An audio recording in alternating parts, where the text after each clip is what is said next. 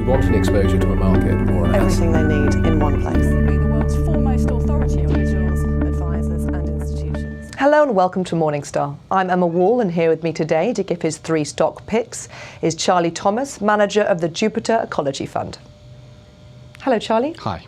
So what's the first stock you have for us today? The first stock is a relatively recent addition to the portfolio, a company called First Solar, based in the US. Now, the reason we're interested in First Solar is primarily because it's one of the world leaders in solar technology. And we believe there is a really interesting opportunity around the company and in terms of its technology and to improve the efficiency in solar technology going forward over the next 2 to 3 years. I think that would represent, if they get it right, a really interesting entry point at this juncture and a good investment perhaps for the kind of 3 to 4 year time frame.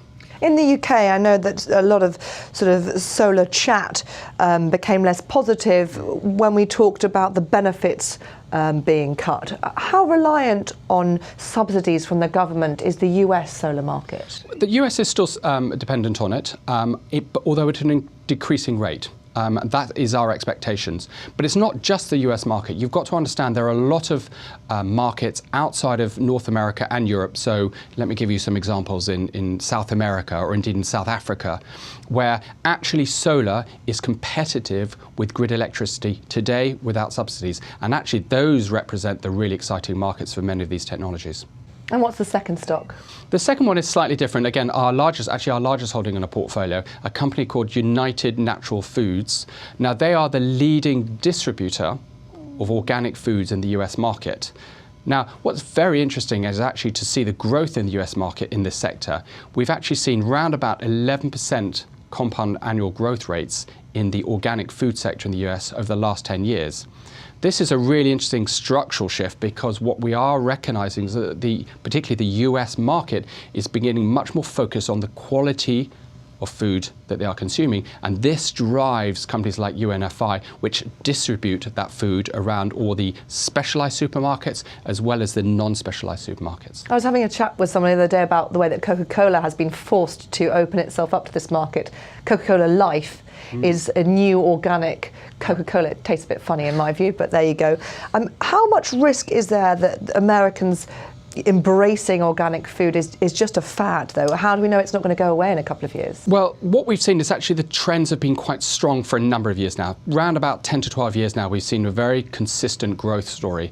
But we've also got to understand that this is also at its infancy. So in terms of dollars spent on organic food in the US market, it represents about 4 to 5%. So it's a very small part of the basket. And actually, that in itself is very optimistic for us because it shows that there's still substantial amounts of growth to go for before perhaps the market starts to get saturated. And what's your third and final stock? The third one is very much a play on pollution, particularly air quality pollution, and that is a company called Johnson Matthey, which is a UK-based FTSE 100 company actually, and they have a very strong presence, particularly in what they call the AutoCat, so the automobile catalytic converters, which helps to reduce the particulates coming out of vehicles. Now, as we see with the rhetoric around China and their declaration on pollution, this is about improving local air quality. Improving vehicle local air quality is really paramount to them doing that, and they're set to benefit particularly with their exposure into the larger trucks from that trend, which we believe is going to be a multi-year trend.